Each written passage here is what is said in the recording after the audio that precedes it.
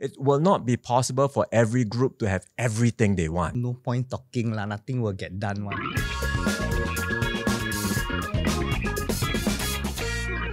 Hi, I'm Hossan Leong and welcome to our very first episode of Red Dot Hot Takes. And I've got three very special guests with me and I want to say a warm welcome to Maimunah Mosli. Tell us a bit about yourself. Hi, my name is Maimunah Mosli. I am the director, a systemic consultant, as well as a psychotherapist with Hayat Network Private Limited. Okay. And what do you do? Oh, a lot of things. I work with individual couples and families largely. I see them in my clinic. And at the same time, I provide consultancy to agencies who wants to develop systemic practices. And I give talks. And training sometimes. Thank you so much for being here. Thank you for having me. And Belinda Lee. Yeah. Hello. Tell us a bit about yourself. Hi, my name is Belinda. I'm a professional TV host, actress, author, and inspirational speaker, primarily focusing on humanitarian and social impact work. I have been in the industry for more than 20 years. Yeah, I've been around for a long time. That's why I've known you for a long time. We've known each other for a while. We have actually. Yeah. I mean, I think just after your MTV days. Yes. Okay, we won't go. This is 1990 something. We won't go into that right now. But thank you for being here too, Belle. Thank you. And of course, we know very well our guitar hero from earlier on in our HR interview. Yes. Thank you for DPM for coming here. Thank to you. have a chat Good to with be us. Red Dot Hot Takes. We are going to be talking about the Forward SG exercise, which you may have seen or heard over the past couple of months. And I think we have the right people here to talk about what's going on. DPM, please correct me if I'm not wording it correctly, is a partnership between the 4G government team and Singaporeans to refresh our social compact and chart our way forward together. You got it right. Correct, huh? Okay, now from the website. But so the fundamental question is right now on everyone's lips and fingertips, because when I first heard about the phrase social compact, I had to Google it because I didn't know what it meant. So what is social compact? Because, you know, the ladies and social compact for me is makeup lah. Okay, what does it mean? What is social compact and why is it important for Singapore?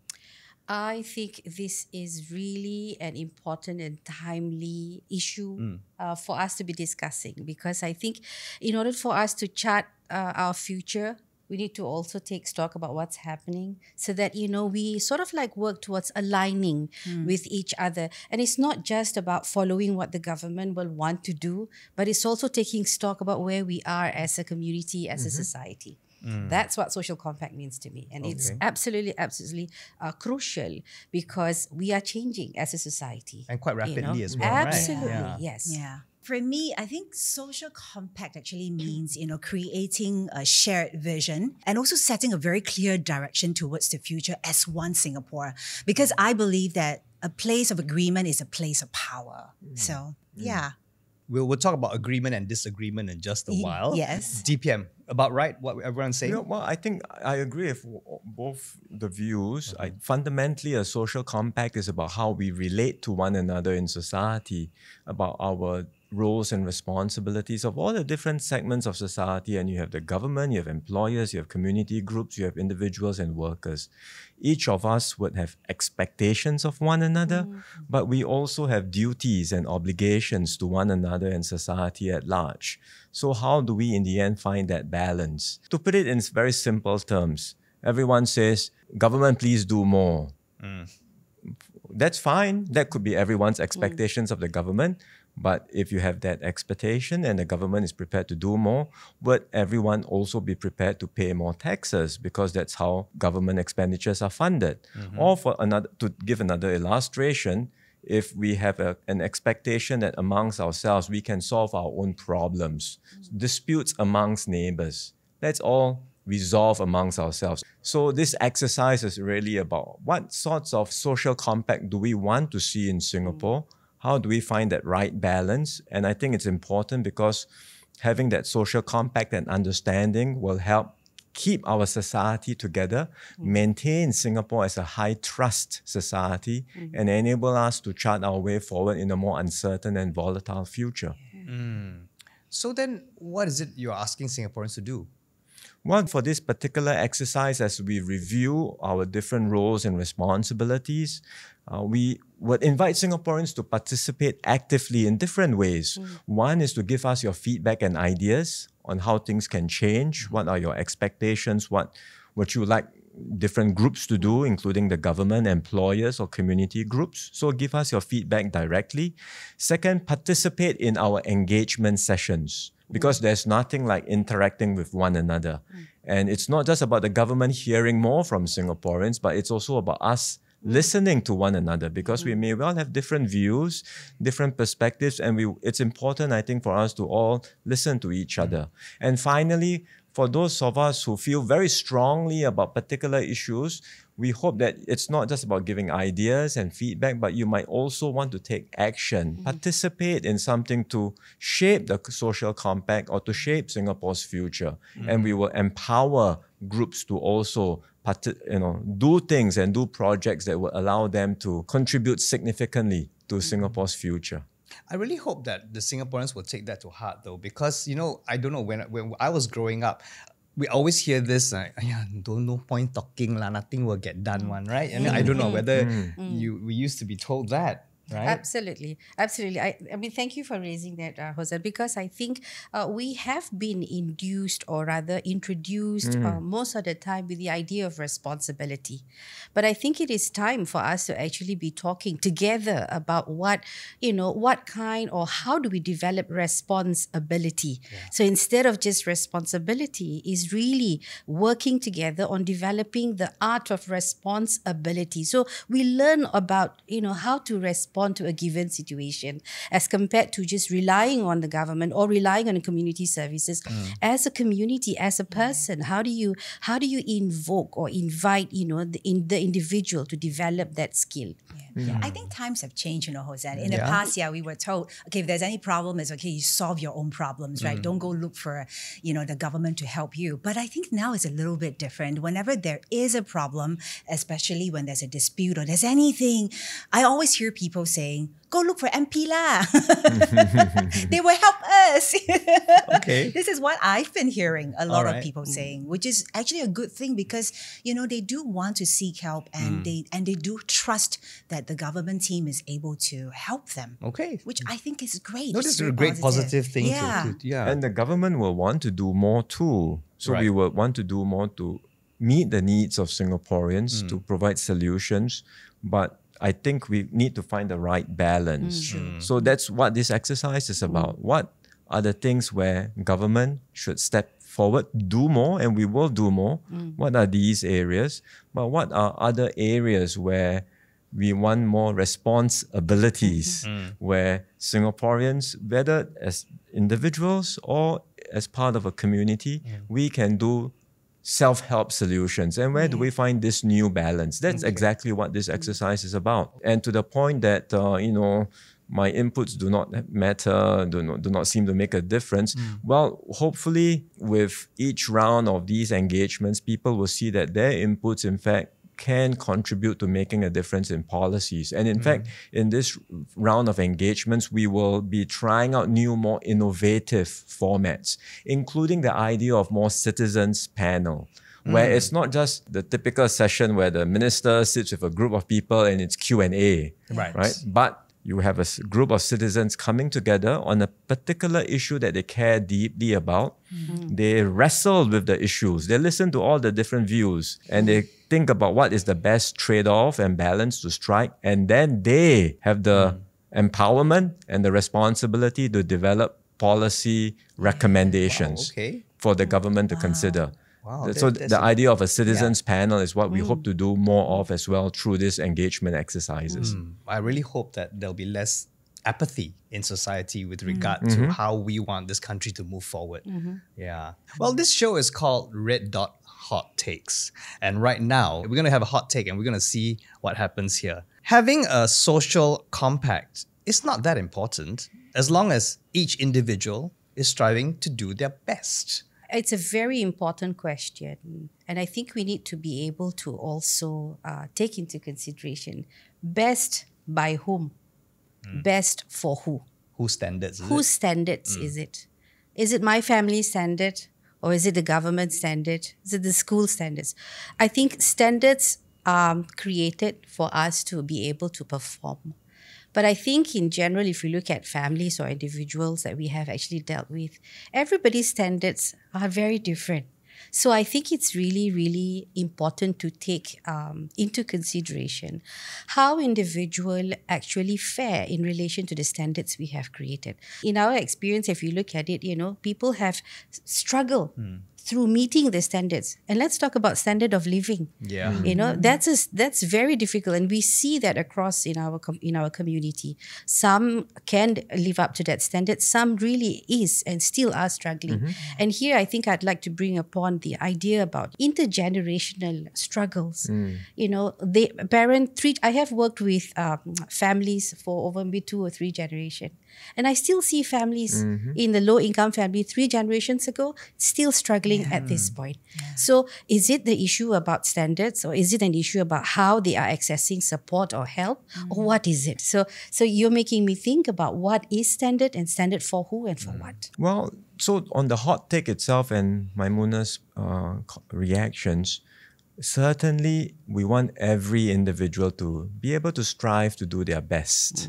We want there to be opportunities for everyone to maximize their potential. But I don't think you will have social cohesion if, as a result of everyone doing their best, you end up with very unequal outcomes, which is what Maimunah was saying. And if you end up with a society where only a few do very well and succeed, but the rest are languishing, then I think there will be widespread unhappiness, and there will be a strong sense that the system has failed.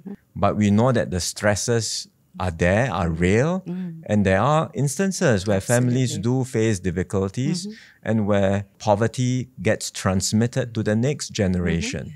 So how can we do more as a society to hold our people together and ensure that the fruits of progress are spread and shared widely across all segments? That's why the social compact is important. Otherwise, Singapore will not be able to move forward as one people.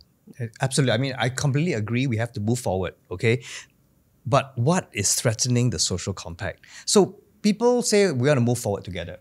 But someone's forward is this way, someone's forward is to the left, someone is to the right. So how are we going to agree? So our next hot take, our kiasu culture will never allow us to put aside our own ambitions for others. So some might say by submitting to the common good is submitting to the will of the majority. So basically the minority, how like that?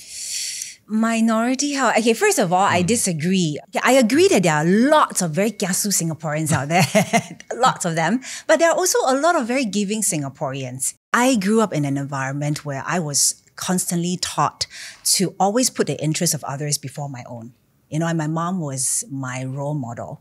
I always remember her, because we came from a poor family. We didn't have much. But I remember her always, buying a lot of food, curry rice, to go and bless the construction workers working around our estate. So when I saw her giving heart, her generosity, even though she didn't have much to offer, it meant so much to the workers. And for me to watch all that happening right before my eyes, it served as an inspiration to me that when I grow up, I want to do the same. I always tend to work on shows that primarily focuses on humanitarian and social impact work. Like a show, Renovate. I actually do see lots of, volunteers from all walks of lives, Singaporeans, even my husband, American, they would all come together week after week to get down and dirty, to help out, to help all these underprivileged families to renovate their homes. No agenda whatsoever. All they want to do is to make a difference in the lives of other people. Okay. So I really feel that, Singapore as a society has got such a big heart. But I agree fully with Belinda. I don't think we should be too hard on ourselves. Okay. In other cultures, we would say we are go-getters. kiasu means being a goal-getter. It's Yes, true. framed very positively. But somehow we frame our goal-getting culture in a very negative Is way. it because we step on other people to get to the top, you see? Maybe. Maybe but, sometimes. Maybe. But it's not as though they don't elsewhere either, you know? True. So, yes, we have a kiasu culture, but let's not be too hard on ourselves because we are also a very giving society. And in the last 2.5 years during COVID, giving has actually gone up. Gone up, yes. Corporate giving, individual giving, philanthropic giving, all of that has gone up. We have given back more to the community and our sense of trust and solidarity has increased during crisis, which is quite remarkable. It's heartening. It's very heartening to know that, right? Well, any culture that surfaces, to me, is really an invitation for us to look at, the reason behind it. I think it's so easy to point a finger and put a blame, or rather say, oh, kiasu is super kiasu or whatever. But I think as part of, developing the social compact, I think it's good to take stock of what we mean by certain things. And I think defining or helping the community to, have the opportunity to redefine what kiasu mean, what is the purpose of kiasu, what else can kiasu offer, other than just, going along the flow and say that, oh, kiasu is not so good after all. And I think we don't want to develop a culture of blame. And we are so familiar because of the rat race and this and that. We tend to develop that. I don't want to deny that. But I think it's now that we're taking stock, I think it's so crucial for us to be also taking stock about how we make meaning of things. That's true. And I think it's true. we need to give that opportunity to the community. And the fact that the government is engaging, all this conversation, this will surface. And going back to my earlier point about intergenerational pain, this is something that I think we need to address, DPM, because I feel the intergenerational space cannot be a space where they just deal in a space where it's only problem-centered conversation that can take place. So we need to take this out and be able to talk about, how the past generation have experienced what they have experienced and how it has impacted the current generation. And these will, I think, allowing people to actually language the pain can actually have a very useful effect on them as well as us for information. Do you all think that it's getting better, dialogue? Because, back in the day, it was impossible. I mean, even now, sometimes speaking with friends, about issues, right? People can't seem to agree to disagree. I'm guilty of it because I end every sentence with correct or not. What does that mean, right? It means you have to agree with me, what, right? See, right? So, as Singaporeans, right, do we have the ability to actually have conversation and dialogue and exchange of viewpoints without the walls being built? Well, I personally think that, the way forward is to really allow our unconscious bias to surface. Because we all, each and every one of us have our unconscious bias. Like, my views about gender, my views about race and religion and whatnot have you. Each one of us are entitled to the to an opinion. But I think the struggle is when you want the opinion to take representation. And that's why I welcome the whole idea about let's learn how to have an open dialogue where, I can sit down. I mean, like previously when I want to visit a friend who is sick in a, or rather entering a wake in a church, I feel wrong. So sometimes it's my own bias that actually makes it wrong. But the Christian community welcome that. And now that we have mosque opening for other people to visit, that crisscrossing, that coming in between, allow us to really now be open to, let's pay attention to what are we needing to attend to. Because if you want to address what's happening in 50 years ago, I think that conversation is going to be difficult. I'm not saying we shouldn't have it, but if we can hold the complexity of the conversation, that is excellent. But if we can't, then let's pay attention to our own biases, and then we can move from there. That's my take, Hossan. And a lot of this is about having safe spaces for such honest conversations to take place. It's not possible to do this on social media, and I think social media can easily make things worse. We should try to develop more of these platforms where different groups, different people, different communities can come together, have these conversations about issues that they care about. And that's what we are trying to do in this exercise. I think it's important, for us to be quick to listen and slow to judge. For I sure. think very often we're so critical all the time. Yeah. There was one time I was being invited to a school to actually share with students on the topic on how to be a globalized citizen. Globalized. That means how to adopt a global mindset and still keeping your local roots and identity. And I really, really feel that when all of us are able to come together, we have the willingness and openness to really hear one another's opinions with empathy and with no judgment, then there is hope in trying to meet, each other halfway and to find that common ground. Otherwise, it's so hard. Totally. Right. I wanted to just add to that. That's beautifully said, Belinda, because I find that I think the struggle with the different generation gap is that when I talk about respect, the younger generation's idea of respect is very different from my generation of respect. And I think that is that level of openness we need to be able to embrace. Yeah. So how do we diversify, have a volume 1.2 to the idea of respect, for example? So I think it's about being able to move with time and not wanting things to remain as it is. That's true. DPM, I have a question for you. How do we keep Singapore in harmony, like you mentioned earlier, with all the different voices and opinions, all fighting for attention, especially on social media? Well, it's a continuing challenge.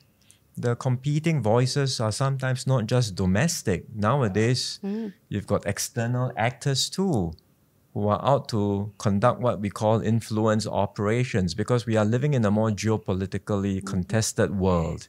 And everyone would like Singapore to move closer to their point of view. Yeah. So it is going to be more contested on social media, be it amongst our own diverse populations or even with external actors. We just have to be aware of this. And I think we should not give up on the very basics of just having in-person, face-to-face engagements and dialogue. It's harder to scale, right? Because you can do it with 10, 20, 30, 50 people, 100 people. How do you do it nationwide? Right. That's much harder to do, but I think it's still a very important means for us to do so, and we should not be cynical about that process, because the risk is, you say we do it and then everyone has a cynical response and say, what's the use of it? And if we don't even start to have that kind of dialogue, then we have already given up. Already abase, Yes, habis already. All right, we're going to go to our next hot take, okay? Hot take. Having conversations on issues is ultimately an exercise in futility and gets us nowhere. Well, that's what I talked about. Exactly. So, how like that?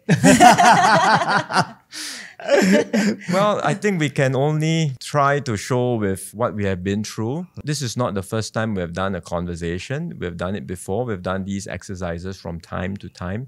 And if you look at the past, each time we've done one of these exercises, you can easily see how it's led to change, how it's helped influence government policies, how it has brought different communities together. There have been positive outcomes, right? If anyone is skeptical, just look at what we have done in the past, and I have no doubt that we can continue to do this well and keep on pushing the frontier. Yeah, I think moving forward, it's so important for us to really just, put aside our ego, our pride, our preconceived notion of each other, and to have a conversation, have an honest conversation. I think how do we grow and how do we progress if there is no communication at all? So that's why this discussion is so important. So that's what I've always believed in, extending that loving kindness and empathy towards one another, and allow honesty and transparent conversation to take place without judging. I just wanted to add to this, Okay. that I think we don't come from a culture where we have conversation and real raw conversation. And I think we need to acknowledge that it's so easy to give an opinion or pass information. But we forget that every information is formation. It's not carved in stone. And I think we need to actually show that, how is it that we can have an open dialogue or, open conversation that allows action to take place with given time. So your participation or, our participation in conversation is very important. Yeah, Hossan, I actually was just talking to a friend of mine today, and we were just talking about certain things. And he said, what's the point of talking when the government has already made certain decisions? And I asked, where did you hear that from? Oh, from my friends lah. They all say, I mean, what's the point of saying anything? You see, the challenge that we always face in the government is that if we have a conversation, we listen, and we follow up with very quick action, the cynical response is you already decided. The conversation was a wayang.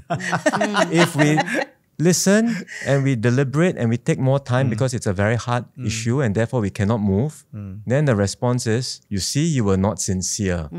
Right. Nothing was done. Yeah. Right. So on both sides, you can't between win. a rock and a hard place, basically. Not just on both sides, you can't win. But if someone starts off with that cynical premise, then I think we are in trouble. Right. If everyone starts off from that cynical premise, then trust in Singapore will just erode over time. And you know the saying, trust is built in drops and lost in buckets. It's very quick. It's very easy for trust to be lost in our society. And we should, like I said just now, don't take that for granted. Try to, suspend any cynicism and skepticism for the time being. Engage in these efforts in good faith. Develop tools, because each time we do it, we are building up muscle. Right. We are learning how to do it better, and the next time we will do it better. Well, why do you think there's this cynicism, though? I don't understand, because it's people say, "Oh, I've got things to say. I want to say something," but is it they can't find the channels, or they think no one listens to them? I don't understand where the cynicism comes from. I mean, I'm taking it from my experience in working with families. I think part of the cynicism comes from, their constant experience of being failed at many layers of the system. Right. So there are many layers to our system, to be honest, and I think it's a struggle to weave in and out.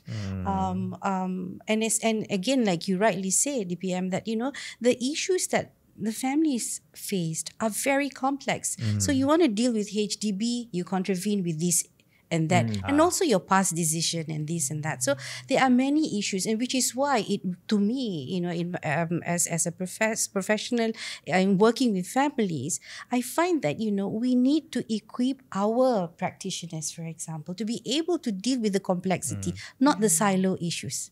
So the ability to weave in and out of context and having the right contact, it will help. It will help the families better. So the cynicism, to me, again, as I said much earlier, is not just an act to put down somebody, but really a voice to want to be heard, want to be attended to, and want their issues to be addressed. Yeah, and one point to add there is that, you see, cynicism builds up when you have expectations not fulfilled. Yeah. And in a way, we have, developed in Singapore from a country where in the initial stages it was very much self-reliant, self-help. You do your own thing. And over the years, over the decades, as the country has become more prosperous, more affluent, lives have been transformed within one generation, expectations have gone up. Yes. I mean, the living standards even for the poorest in Singapore are far better than many other countries in the region. right. I mean, as Belinda said just now, but expectations are high. And when there are expectations not met, then you have unhappiness, frustration, and disappointment. And then over time, cynicism builds up. And that's why I go back to why it is important for us to set our expectations right. Expectations of the government, expectations of one another, expectations of the community. We all have different roles and responsibilities. If everyone thinks that the government is the Superman that can solve everything, you will be sorely disappointed. It's not possible. But neither do we want a society where it's each man for himself or herself. And when crisis comes, you just have to fend for yourself. So where is that balance?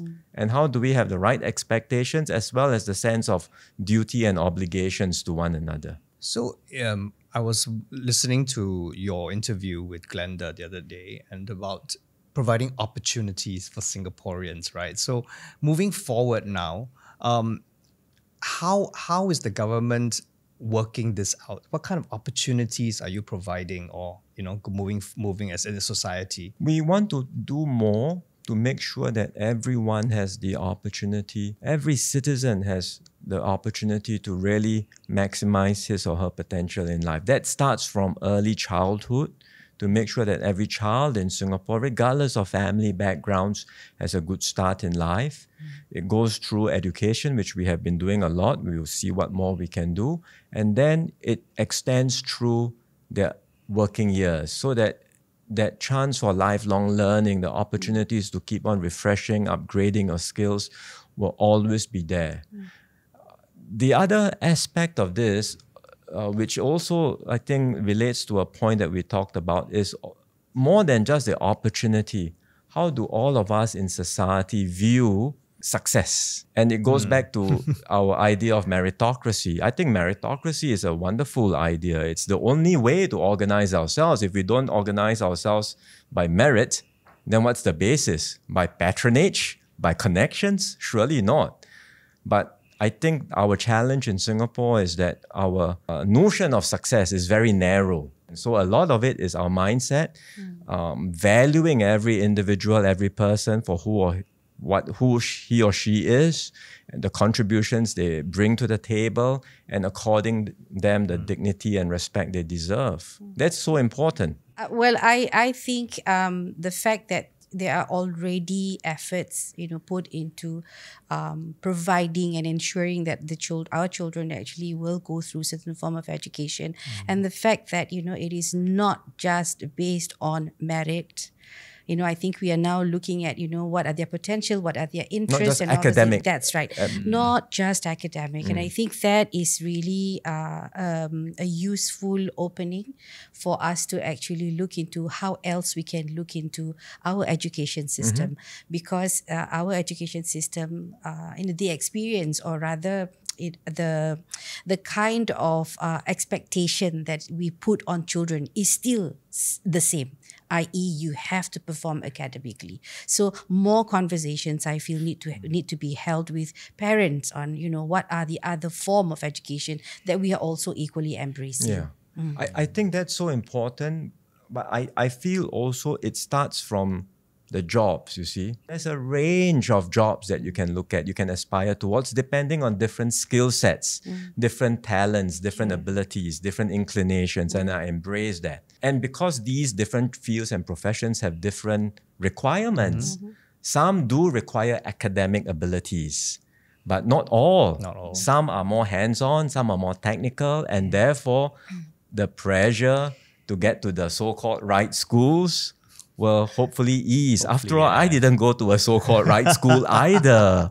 And it was fine. Yeah. Because, both of us... I'm feeling a lot. Right? Like we Yeah. are entertainers. And when we first started out, I don't know about you, but my family was like, what are you doing with your life? Yeah, I guess I'm feeling emotional simply because, to be frank, when I was being roped in and invited to be part of the discussion today, I asked myself, who am I? What kind of qualifications do I have, or what kind of credentials do I have to be able to sit here to have this discussion with all of you?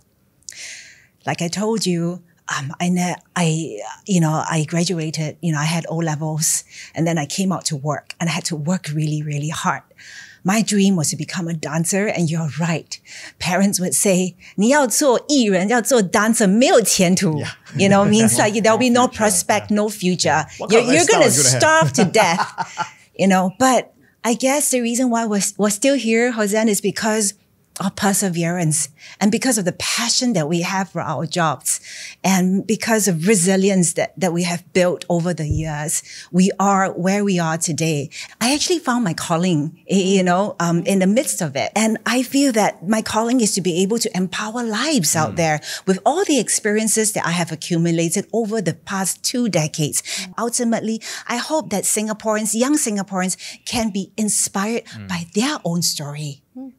Their own story to build a better Singapore together. Thank That's you. very inspiring, and we hope that through sharing like these, through experience like this, we can have that conversation to see how we can refresh our meritocracy, and it ought to be a meritocracy of hope, a meritocracy that will embrace success in all its different forms and will allow everyone to pursue excellence in their chosen field and profession. Thank you so much for coming onto this episode, our inaugural episode of Red Dot Hot Takes. Maimunah, DPM Wong, and Belinda, thank you. And thank you for joining us. We are going to tackle more issues coming up. We'll be diving deeper into the 6 pillars of the Forward SG exercise in the upcoming episodes. So do check out www.sg/forwardsg. I'm Hossan Leong, and I can't wait to catch you on the other episodes.